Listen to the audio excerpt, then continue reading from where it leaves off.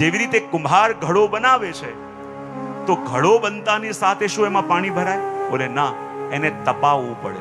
અને જ્યારે અગ્નિમાં તપે છે ત્યારે એમાં પાત્રતા આવે છે, અને પાત્રતા આવે ત્યારે પાણી ભરવામાં આવે છે તો ટકે છે. અને એટલા માટે ભગવાને કહ્યું કે જરા ગોપીઓની પરીક્ષા કરવી પડશે કે જે વસ્તુ અમને મળવાની છે એની યોગ્યતા એમની અંદર છે કે નહીં. અને 10 શ્લોકોમાં એમ કહેવાય ભગવાને કૂટ શબ્દનો, કૂટ ભાષાનો ઉપયોગ કરી દ્વિઅર્થી વાતો કરે છે. એક અર્થમાં રોકાવાનું કે, અને એક અર્થમાં જવાનું કે. અને જ્યાં ગોપીઓ ભાગતી ભાગતી આવી અને ભગવાન એમનું સ્વાગત કરતા કહેવા લાગ્યા, સ્વાગતમ વો મહાભાગા પ્રિયમ કિમ કરવાણિવ વ્રજસ્યાનામ મયં કશ્ચિ બ્રૂતાગમન કારણો. જેવી ગોપીઓ દોડતી દોડતી ભગવાન પાસે આવી અને ભગવાને એમનું સ્વાગત કેવી રીતે કર્યું, ઓ મહાભાગ્યશાળી ગોપીઓ, પધારો પધારો પધારો, તમારું સ્વાગત છે. અને આ સાંભળતાની સાથે ગોપીઓને એવો આઘાત લાગ્યો કે એકબીજાના ચહેરા જોવા લાગી કે આ સાચે એડ્રેસ પર આવ્યા છે કે આપણે એડ્રેસ ભૂલ્યા છે. બોલે કેમ? બોલે જે ભગવાને વેણુનાદ કરી અમારું નામ એટલા પ્રેમથી લઈને બોલાવ્યું કે જાણે કોઈ પોતાનું નિજજન, પોતાના નિજજનને બોલાવતો હોય, અને એટલે પ્રભુ જ અમારા એક છે એમ માનીને ઘર પરિવાર બધું છોડીને અમે પ્રભુની પાસે આવ્યા. તો જે પોતાના હોય શું એનું સ્વાગત એવી રીતે કરાય કે આવો આવો પધારો પધારો? કેવું લાગે? હું ઘણીવાર કહું ને, તમે જેમ ઘરે જાઓ અને ઘરે તમે જેવા પહોંચ્યા હોય ને તમારા પતિદેવ થાળીની આરતી લઈને દ્વારો પર ઊભા હોય, તમે અંદર ઘૂસવા જાઓ, એ કે અરે ઉભારો ઉભારો, અરે મારા ભાગ્યનો ઉદય થઈ ગયો કે આજે આપના પગલા મારા ઘરમાં થવાના છે. અને સૌથી પહેલા તો પેલા 4 મુઠિયા વારે, આરતી ઉતારે, રાઈનોન કરે, ટચકા ફોડે, પછી કંકુની થાળી મૂકે અને કહે હવે આમાં પગલા મૂકી અને મારા ઘરમાં પગલા કરો. યદિ આવું સ્વાગત આજે તમારું ઘરે થાય તો તમને આનંદ થાય કે ટેન્શન થવા લાગે આજે કયો બોમ્બ ફૂટવાનો છે? આનંદ થાય કે ચિંતા થાય? આટલું સ્વાગત થયું તોય ચિંતા, આટલું સ્વાગત થયું તોય ટેન્શન. બોલે કેમ? બોલે બહુ કોઈ નિકટ ના હોય અને બહુ નિકટના જ્યારે બહુ વધારે પડતી ફોર્માલિટી કરવા લાગે ને તો આપણને ચિંતા થાય કે આજે કંઈક રંધાઈ રહ્યું છે ક્યાંક. અને એવું જ થયું કે જ્યારે ભગવાને ગોપીઓને કહ્યા, અરે મહાભાગ્યશાળી ગોપીઓ, પધારો પધારો પધારો, આપનું સ્વાગત છે. અને ગોપીઓને એવો આઘાત લાગ્યો કે પ્રભુને પોતાના માનીને ભાગતા ભાગતા અમે આવ્યા, તો જે પોતાના હોય શું એનું સ્વાગત આવી રીતે થાય? અને ભગવાન દ્વિઅર્થી સંવાદ બોલી રહ્યા છે. એક અર્થમાં કહે છે સ્વાગતમ ઓ મહાભાગા, હે મહાભાગ્યશાળી ગોપીઓ તમારું સ્વાગત છે. અને બીજા અર્થમાં કહે સુઆગતમ વો મહાભાગા, એ ગોપીઓ તમે બિલકુલ સાચા સમય પર આવી છો, મેં તમને બોલાવી છે. એક અર્થમાં કહે છે ગોપીઓ તમે મહાભાગા એટલે કે મહાભાગ્યશાળી છો. મહાભાગ્યશાળી કરીને એક અર્થમાં વ્યંગ કરે છે, અને બીજા અર્થમાં ભગવાન કહે છે કે ગોપીઓ તમે ભાગ્યશાળી નહીં, તમે મહાભાગ્યશાળી છો. એટલા માટે કે જે પોતાના પ્રયત્નોથી મારા સુધી આવે એ ભાગ્યશાળી, પણ જે પોતાના પ્રયત્ન અને મારી કૃપાથી મારા સુધી આવે એ મહાભાગ્યશાળી. અને ગોપીઓ તમે માત્ર તમારા પ્રયત્ન નહીં પણ મારી કૃપાથી મારા સુધી પહોંચી છો, માટે મહાભાગ્યશાળી છો. અને બીજા અર્થમાં કહે પ્રિયમ કિમ કરવાણી વહ, હું તમારા માટે શું કરી શકું એમ. જો આપણા પ્રભુનો એક સ્વભાવ છે, પહેલા થોડો ઘાવ આપે, અને જ્યારે સામે કોઈ ઘાયલ દેખાય તો પ્રભુને બહુ ઈચ્છા થાય કે થોડું મીઠું પણ ભભરાવી દે. આવી ઈચ્છા પ્રભુને થાય. અને એટલે પ્રભુએ શું કહ્યું, એક તો સ્વાગતમ વો મહાભાગા કહીને થોડો ઘાવ આપ્યો, અને ગોપીઓ હજી એ ઘાવમાંથી બહાર નીકળે ત્યાં પ્રભુ કહે પ્રિય કિમ કરવાણી વ, હું તમારા માટે શું કરી શકું છું? કે મારાથી કામ વામ હતું? એક તો વેણુનાદ કરી એ ગોપીઓનું નામ લઈ લઈને નામ લઈ લઈને એમને બોલાવ્યા. ગોપીઓ પોતાના બધા કામ મૂકીને, બધી પ્રવૃત્તિ મૂકીને દોડતી દોડતી ભગવાન પાસે આવી અને ભગવાન કહે કે શું કામ હતું, શાના માટે મારી પાસે આવવાનું મન થયું? ઘણીવાર કહું ને કે તમે કોઈને બહુ આગ્રહ કરો કે તમારે મારે ઘેર પ્રસાદ લેવા આવવાનું છે, પેલું કે મારે ઘણી જગ્યાએ એપોઇન્ટમેન્ટ છે, હું આવી શકું એમ નથી, અને તમે કહો જો તું પ્રસાદ લેવા નહીં આવ્યો તો અમે બધા ભૂખ્યા રહીશું, તારે આવવું જ પડશે. પણ મારે આટલી જગ્યા મીટિંગ છે. આ ફોન લે, બધી મીટિંગ કેન્સલ કર, કાલે તારે મારે ત્યાં પ્રસાદ લેવા આવવાનું છે. એણે પોતાની બધી મીટિંગ કેન્સલ કરી અને તમારા ઘરે આવીને બેસે અને જ્યાં 15 મિનિટ થાય તમે પૂછો ભાઈ કેમ આવવાનું થયું? કે કામ હતું. કેવું લાગે? અને ભગવાને પણ એવું કર્યું. ભગવાને ગોપીઓને પાસે બોલાવી અને પાછા કે પ્રિય કિમ કરવાણી વા, હું તમારા માટે શું કરી શકું, મારાથી કોઈ કામ છે? અને બીજા અર્થમાં ભગવાન કહે છે કે ગોપીઓ બતાવો તમે શેના માટે આવી છો? કારણ કે ભગવાન કે જ્યારે પણ જીવ મારી પાસે આવે ને તો આ 3 કારણમાંથી કોઈ કારણ હોય તો મારી પાસે આવે છે. યા તો દુઃખની નિવૃત્તિ કરવી હોય, બીજું સુખની પ્રાપ્તિ કરવી હોય, યા ત્રીજું કોઈ એવી દુર્લભ વસ્તુ હોય જે મળી નથી રહી એ મેળવવી છે તો મારી પાસે આવે. ભગવાન કે આ કોઈ 3 રીઝન હોય ને તો મારી પાસે આવે, અને આ 3માંથી કોઈ કારણ ન હોય તો કોઈ જીવ મારી પાસે આવવા તૈયાર. જો તો બતાવો શેના માટે આવી છો? સુખની પ્રાપ્તિ કરવી છે? બોલે ના. દુઃખની નિવૃત્તિ કરવી છે? બોલે ના. યા એવી કોઈ દુર્લભ વસ્તુ છે જે મળી નથી રહી એ મેળવવી છે? બોલે ના. અને ભગવાન વ્યંગ કરીને કહી રહ્યા છે જો મારાથી કંઈક મેળવવા આવી હો તો પાછી જાઓ, અને મારી ઈચ્છાથી આવી હોય તો અહીંયા રોકાઓ. જો આપણે પણ જ્યારે પ્રભુના દર્શન કરવા માટે જઈએ ને તો પ્રભુને પણ લાગે આ મારાથી કંઈક મેળવવા આવ્યો છે કે મને મેળવવા આવ્યો છે. એના મનમાં મારાથી કોઈ કામના છે કે મારી કામના છે. આપણે જ્યારે પણ પ્રભુની પાસે જઈએ તો પ્રભુની કામના લઈને નહીં, પ્રભુથી કામના લઈને જઈએ છીએ. ભગવાન કે મારી પાસે કોઈ મને માંગવા વાળો આવે ને તો હું મારી જાતને સોંપવા તૈયાર છું, પણ આજે હજારો લાખો લોકો મારી પાસે આવે, દરેકને મારાથી કંઈક જોઈએ છે, મારી જરૂર કોઈને નથી. તો ભગવાન કે બતાવો શેના માટે આવી છું? હમણાં ને હમણાં તમારા ઘરે પાછી જાઓ, વ્રજમાં પાછી જાઓ. અને ગોપીઓ બહાનું બતાવે છે અને કહે છે કે જુઓ તો ખરા, આ આપણને પ્રિયતમ મળ્યા છે એ પણ કેવા ટેડા મળ્યા છે. અને ગોપીઓ ભગવાનને કે પણ ખરા ને કે પ્રભુ આપ ટેડા કેવા છો? જેટલા પણ દેવતા દેખાય ને બધા સીધા ઊભા હોય, પણ આપણા પ્રભુ ક્યાંથી સીધા ન લાગે. જ્યાં ઊભા હોય ચરણ પણ ટેડા, કંઠ પણ ટેડું, હસ્ત પણ ટેડા, કેશ પણ ટેડા, બાંકે કો સભી બાંકો આપણે ત્યાં કહે ને. તો કે પ્રભુ આપ ટેડા કેમ છો? તો ભગવાન પણ કહે ને કે દિવાલમાં સીધી ખીલ્લી નાખો અને ખેંચો તો નીકળી જાય, પણ દિવાલમાં સીધી ખીલ્લી નાખો અને અંદર જઈને એ ખીલ્લી ટેડી થઈ જાય તો લાગ કાઢવાનો પ્રયત્ન કરો, એ નીકળે નહીં.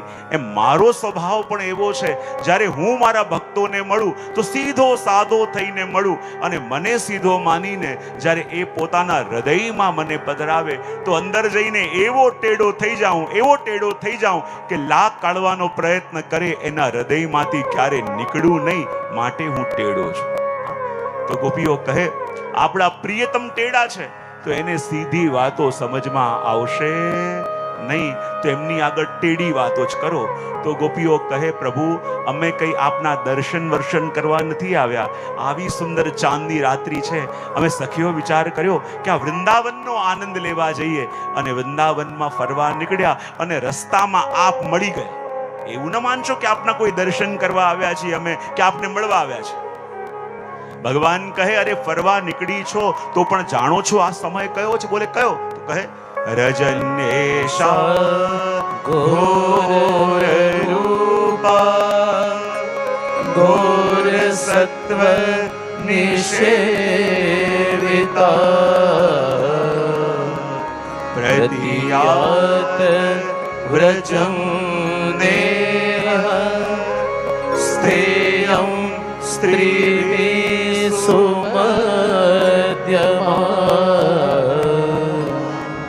ભગવાન કહે અરે ગોપીઓ આ કોઈ બાગ બગીચો તો છે નહીં કે ફરવા નીકળ્યા હોય, આ તો વૃંદાવન છે, વન. અને તમે વળી સ્ત્રી છો, યુવા છો, અને આમાં ઘણા બધા હિંસક પશુઓનો ઉપદ્રવ પણ છે. માટે ગોપીઓ, હમણાં ને હમણાં તમારા ઘરે જાઓ, તમારા પરિવાર પાસે જાઓ. તમારી માં પ્રતીક્ષા કરતી હશે, તમારા પિતા, તમારા ભાઈઓ શોધવા નીકળ્યા હશે. એને શું જવાબ આપશો? ગોપીઓ કે પ્રભુ, અમારા ભાઈઓ અમારાથી નાના છે, કંઈ પૂછી નહીં શકે. તમારી માને શું કહેશો? બોલે બહુ ભોળી છે, અમે એને સમજાવી દઈશું. તમારા પિતાને શું કહેશો? બોલે એને અમારા ઉપર પૂરો ભરોસો છે, કંઈ કહેશે નહીં. અરે ગોપીઓ, હું તમને કહું છું કે તમે તમારા ઘરે તમારા પતિ પાસે જાઓ. તમારા પતિ ચાહે વૃદ્ધ હોય, જડ હોય, રોગી હોય, કેવા પણ કેમ ના હોય, પણ એની સેવા કરવી એ તમારો પરમ ધર્મ છે. માટે હમણાં ને હમણાં તમારા ઘરે જાઓ, તમારા પતિ પાસે જાઓ. ભગવાન ગોપીઓને પાતિવ્રત ધર્મનો બોલીએ કૃષ્ણ કનૈયા. ઈ દો બોલીએ કૃષ્ણ કનૈયા. ભગવાન ગોપીઓને પાતિવ્રત ધર્મનો ઉપદેશ આપવા લાગ્યા. અને જ્યાં પાતિવ્રત ધર્મનો ઉપદેશ આપવા લાગ્યા કે તમારા ઘરે જાઓ, તમારા પતિઓ પાસે જાઓ, અને ગોપીઓ પોતાનું મુખ નીચે રાખીને આ એક વાત સાંભળી રહી છે. આંખોમાંથી અશ્રુ વહી રહ્યા છે. ગોપીઓને લાગે છે કે પ્રભુની વાત સાંભળીને, પ્રભુની વેણુ સાંભળી, ઘર બાર પરિવાર. બોલીએ કૃષ્ણ કનૈયા. પ્રભુની વેણુનાદનું શ્રવણ કરીને ઘર બાર પરિવાર બધું છોડીને અહીંયા આવ્યા.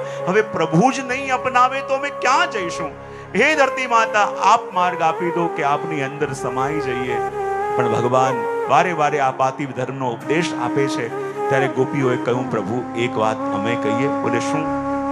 પ્રભુ, શાસ્ત્રોમાં એવું ક્યાંક લખ્યું છે ને કે ધર્મનું રહસ્ય જાણવાની જે જિજ્ઞાસા વ્યક્ત કરે એને જ ધર્મનો ઉપદેશ અપાય, એવું ક્યાંક છે ને? પ્રભુ કહ્યું, હા, શાસ્ત્રો કહે છે કે ધર્મના મર્મને જાણવાની કોઈ જિજ્ઞાસા વ્યક્ત કરે એને જ ધર્મનો ઉપદેશ અપાય. તો ગોપીઓ કહે, પ્રભુ એવી કોઈ જિજ્ઞાસા અમે વ્યક્ત કરી? ભગવાન કે ના.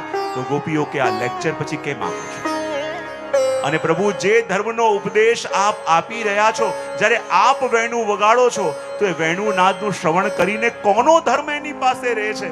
જ્યારે આપ વેણુ વગાડો, નદીઓનો ધર્મ છે વહેતા રહેવું, એ પણ વહેવાનું ભૂલીને આપનું સ્મરણ કરે.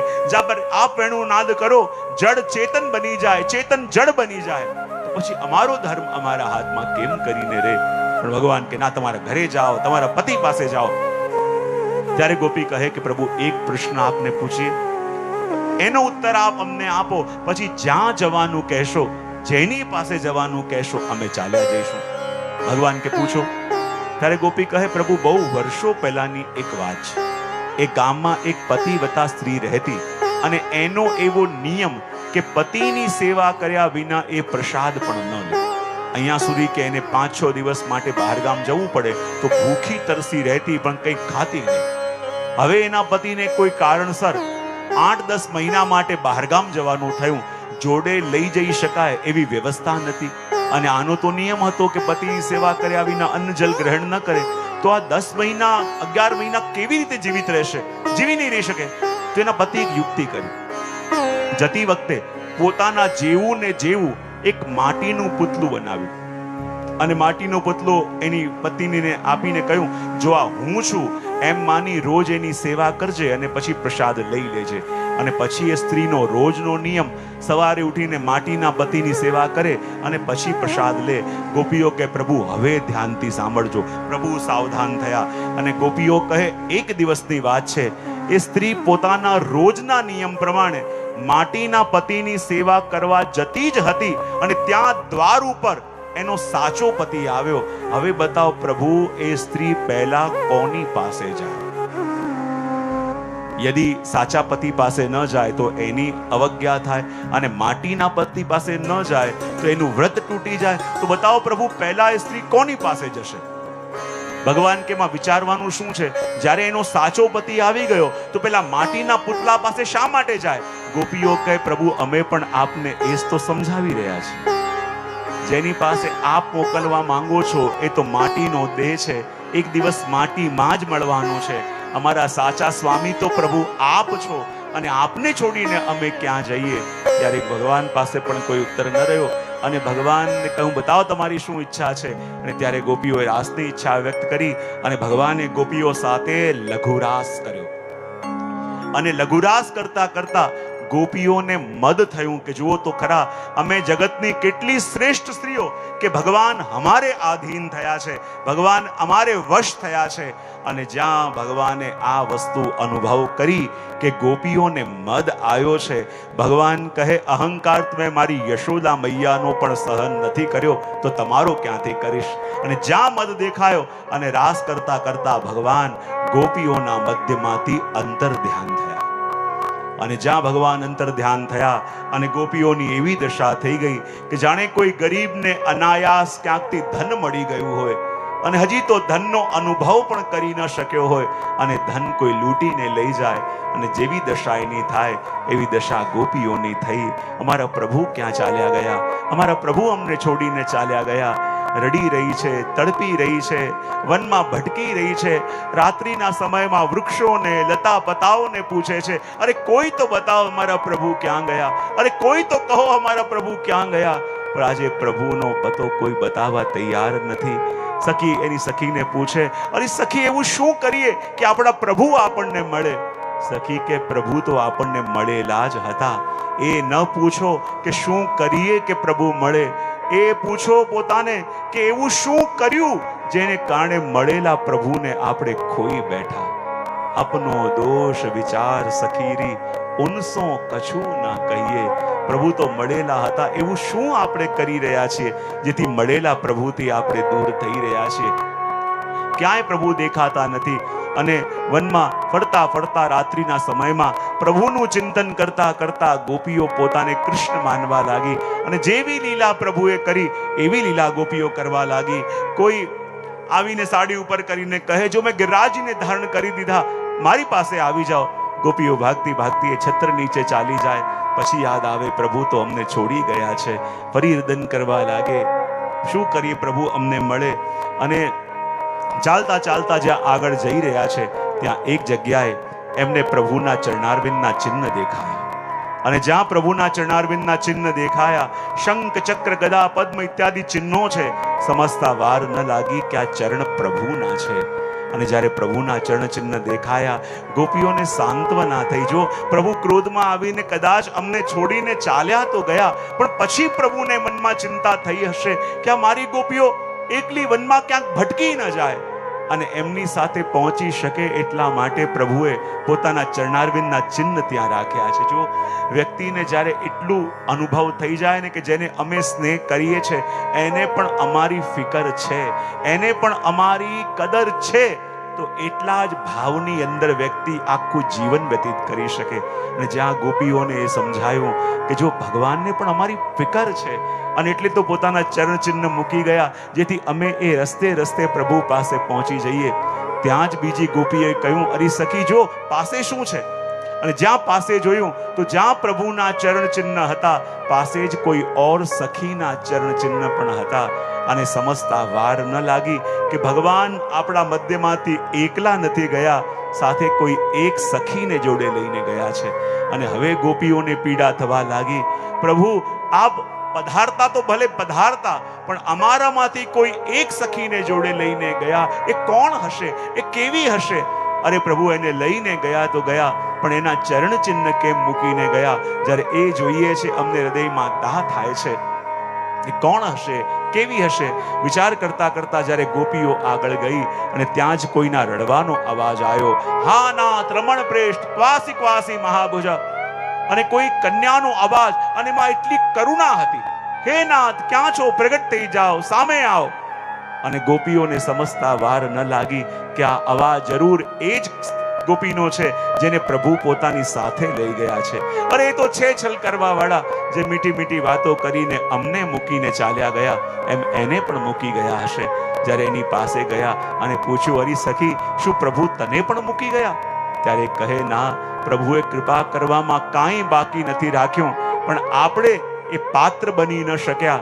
બોલે શું થયું? જ્યારે દરેક ગોપીના મધ્યમાંથી પ્રભુ મને એમની સાથે લઈ ગયા અને મારા મનમાં એવું આવ્યું કે પ્રભુએ મારામાં એવું શું જોયું છે જેને કારણે પ્રભુ મારા વશ થઈ ગયા છે. અને મદ આવ્યો અને ચાલતા ચાલતા જતા હતા ત્યાં બકુલના પુષ્પોનું વન આવ્યું.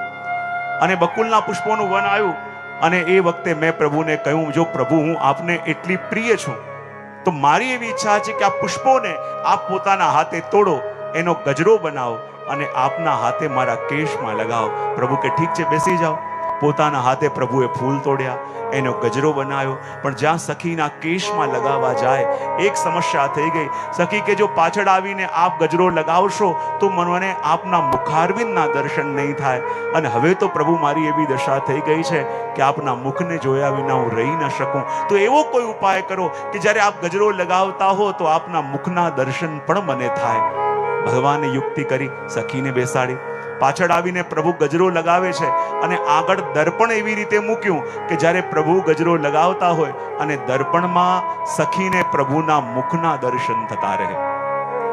જ્યાં સુધી પ્રભુના દર્શન થઈ રહ્યા છે દીનતા છે, પણ ત્યાં જોરથી પવન આવ્યો અને પવન આવ્યો, દર્પણ ટેઢો થયો. અને જ્યાં દર્પણ ટેઢો થયો, જે દર્પણમાં પ્રભુનું મુખ દેખાતું હતું એમાં એ સખીને એનું મુખ દેખાયું અને મદ આવ્યો કે જો હું કેટલી સુંદર છું અને એટલા માટે ભગવાન મારા વશ થયા છે. અને એ મદ આવ્યો અને કહેવા લાગી, જો પ્રભુ હવે આપ મને જોડે લઈ જવા માંગતા હો તો હું બહુ થાકી ગઈ છું, મને આપના ખભા ઉપર બેસાડીને લઈ જાઓ તો આવો. અને ભગવાનને લાગ્યું આને પણ મદ આવ્યો અને જ્યાં ખભા પર બેસીને ઝાડની ડાળી પકડી ભગવાન અંતર ધ્યાન થઈ ગયા. અને બધી ગોપીઓ રડતી રડતી વિચાર કરે પ્રભુને શોધવા ક્યાં જઈએ. અને ખોયેલા પ્રભુને શોધવા માટે બધી સખી મળવા માટે બધા યમુનાજીના તટ પર આવ્યા. અને યમુનાજીના તટ પર આવીને પોતાના ખોયેલા પ્રિયતમ, પોતાના રૂઠેલા પ્રિયતમને મનાવવા માટે જે ગીત ગોપીઓએ ગાયું એ છે ગોપી ગીત. બધી જ ગોપીઓ ઊભી છે, દરેકના પ્રિયતમ એક છે અને રૂઠેલા પ્રિયતમને મનાવવા માટેનું ગીત એટલે ગોપી ગીત. જો આપણે પણ સેવામાં બેસીએ અને ચિત્ત સ્થિર ન થાય તો માનજો આપણા પ્રિયતમ પણ રૂઠેલા છે.